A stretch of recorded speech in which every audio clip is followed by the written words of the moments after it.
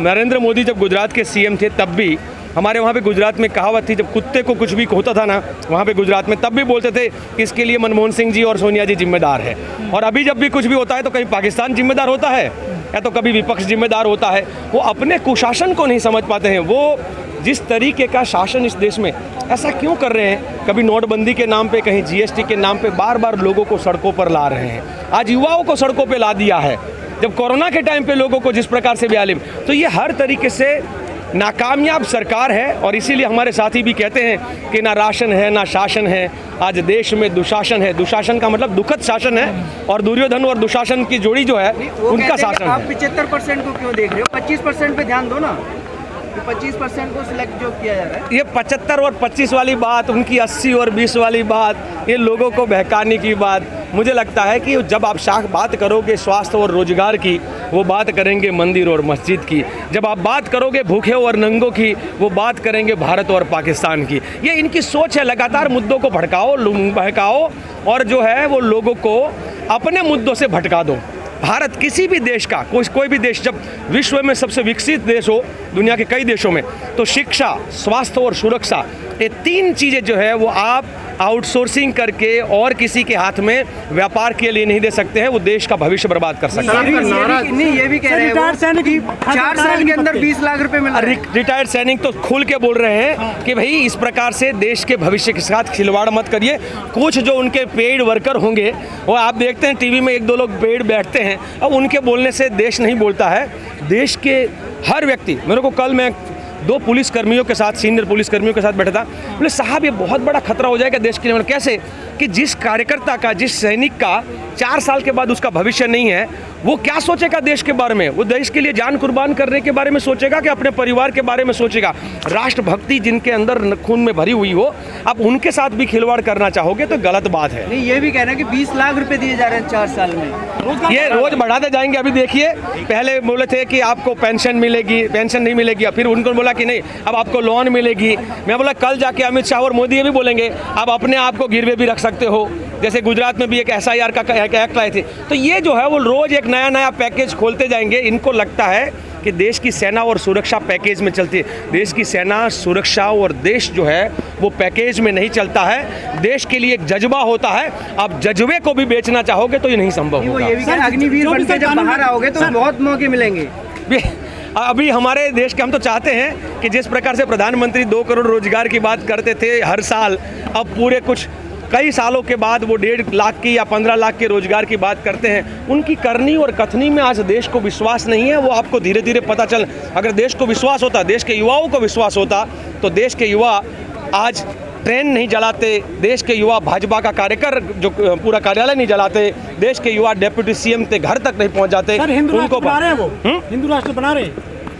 मुझे लगता है हमको मानव राष्ट्र बनने की ज़रूरत है। वो जाति और धर्म के नाम पे, भाषा और प्रदेश के नाम पर इस भारत को जो बांटने की कोशिश है, उनको तो एक रंगा चाहिए, 2 रंगा चाहिए, हमको तिरंगा चाहिए।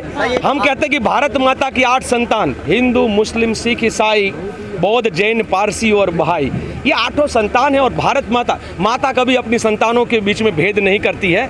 ये इनको मैं मानता हूँ मुद्दों से भटकने की जगह पे देश की सुरक्षा में ईसाई भी लड़ रहा है, मुसलमान भी लड़ रहा है, हर कोई लड़ रहा है, सिख भी लड़ रहा है। तो हर कोई, उसमें कहाँ धर्म की बात आती है जब देश के सीमाड़ों की सुरक्षा की बात आए, देश के युवाओं के। राहुल जी के पीछे हमको तो इसलिए अभी खुद भाजपा वाले बोल रहे हैं कि फंस चुके हैं भाजपा वाले ये बात खोलकर, क्योंकि उनको भी पता है 2015 में भी ये खोला था, कुछ नहीं निकला उसमें, खोदा पहाड़ निकली चुहिया वाला बात है।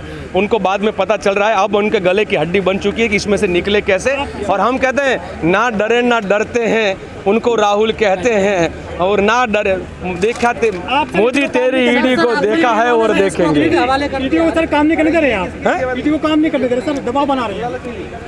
ईडी को कौन काम नहीं करने देता? देखिए, आप देश के हर इंस्टीट्यूशंस को आप अपनी कठपुतली बनाते जाओगे और हर जगह पे जहां ज़रूरत पड़ी रेड डालोगे, जहां ज़रूरत पड़ी किसी को भेजोगे। ये देश की हर इंस्टीट्यूशंस को कठपुतली बना देने की जगह पर उसको अपने आप काम करने दीजिए।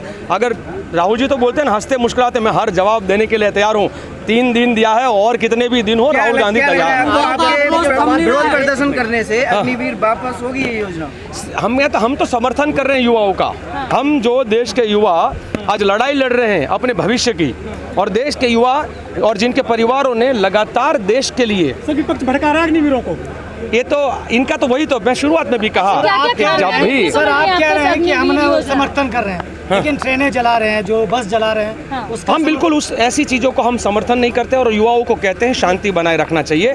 देश की संपत्ति को नुकसान करके, देखिए गांधी के हम लोग मूल्यों को मानने वाले अंग्रेजों के खिलाफ भी लड़े थे, वहाँ लाठियाँ गोलियाँ खाई, फिर भी कभी अपने हाथ में हथियार नहीं लिया। और हम चाहेंगे कि युवा जो है अपने हाथ में। अग्निपथ योजना में क्या क्या खामियां आप देख रहे हैं? देखिए आपको भी किसी को कल मीडिया में बोलेगा कि आपको 2 महीने के लिए या 3 महीने के लिए आपको आउटसोर्सिंग के तौर पे लिया जाता है और 3 महीने के बाद आपको आपका भविष्य अंधेरे में होगा, तो आप उस जॉब को स्वीकार करेंगे क्या? 4 साल के लिए 4 साल क्या होता है, जिसमें से 1.5 साल ट्रेनिंग में जाता है, 2.5 साल बचता है। आप देश के युवाओं को ट्रेन करेंगे और वो हमारे एक संसद ने बहुत अच्छी कि ट्रेन हुए लोग पूरी तरह से उनको प्रशिक्षण मिला है, वो जब बेरोजगार हो जाएंगे तो उनका कौन कौन कब इस्तेमाल देश की मैं मानता हूँ बाकी जो भी करो, आपने देश बेचा बहुत बेचा है, आप देश की सुरक्षा के साथ खिलवाड़ मत करो। सर आर्मी जनरल ने जितना बड़ा डिबेट दिया, इस डिबेट को इनकार करते हैं या मानते हैं? आर्मी जनरल के डिबेट को किल्लाबंदी बनाकर रखी हुई है इस लोगों ने पूरी तरह से। और देश में मोदी जब मैं कहता हूँ ये सत्ता का नशा है, ये नरेंद्र भाई का 9 और शाह जी का शाह 9 और शाही सत्ता का नशा है, बड़ा खतरा हर जगह पे। आप इतना ही नहीं, उनकी बहुत पुरानी आदत है कि हर जगह पे वो किलाबंदी करते हैं, 144 लगाते हैं, लोगों को उठाते हैं, घर से उठाते हैं, तो ये इनका काम है। और ये बात तो हम कहते हैं, क्या कहोगे? उनको मैं बहुत धन्यवाद दूंगा। और राहुल जी ने अपने जन्मदिन पर ये कहा कि भाई मेरे जन्मदिन को सेलिब्रेट करने की जरूरत नहीं है, युवाओं की लड़ाई लड़ना है, आप युवाओं की लड़ाई में समर्थन करिएगा। आर्मी जनरल ने क्लियर इतनी बड़ी डिबेट में सब चीजें क्लियर जब समझा दी पूरे देश के जो युवा है, तो उसके बारे में आप क्या कहना चाहेंगे? आर्मी जनरल का जो ये डिबेट है ये फेक है या ओरिजिनल है? फिर देखिए कौन किसके दबाव में क्या कह रहा है उसके बारे में मैं नहीं कहना चाहता हूँ। अरे कौन किसके दबाव में क्या कह रहा है उसके बारे में मैं कुछ नहीं कहना चाहता हूँ। मेरा ये कहना है कि किसी भी देश में अपने सुरक्षा के मामलों में इस प्रकार का खिलवाड़ और हमारे युवाओं के साथ भविष्य के साथ खिलवाड़ नहीं होना चाहिए। आप भी भली भांति समझते हो, मैं भी भली भांति समझता हूँ कि इस प्रकार का और ये बोलने वाले जो लोग हैं, ये जो बात कहते हैं कि नहीं ये बहुत अच्छी योजना है, अगर कोई सीनियर पदाधिकारी भी बोलता है, कोई आर्मी का हो या कोई रिटायर्ड पदाधिकारी भी बोलता है, तो मैं उनको भी रिक्वेस्ट करूंगा कि भैया आप भी 4 साल की स्कीम में आ जाइए, अगर आप भी अग्निवीर बन जाइए। 21 साल का युवा जो है वो सिर्फ पढ़ाई करता है, तो ये उसे ग्रेजुएशन की डिग्री दे रहे हैं और साथ ही साथ 11 लाख रुपए भी दे रहे हैं, और उसके बाद वो कुछ भी करे उसकी स्टेबिलिटी तो मिल रही है ना। उसका मतलब क्या है? आज के भाजपा के शासक ये कहना चाहते हैं कि अभी तक की हमारी जो सेना की सिस्टम थी और भारत जो सबसे ताकतवर सेना के रूप में है, तो क्या सिस्टम गलत था? अभी तक क्या हमारी सेना गलत कर रही थी? अभी तक क्या हमारी सेना आत्मनिर्भर बना रहे? तो पकौड़े बनाने में भी पकौड़े भी तो तलवार हैं, आत्मनिर्भर बनाने। अरे इनका आत्मनिर्भर क्या होता है?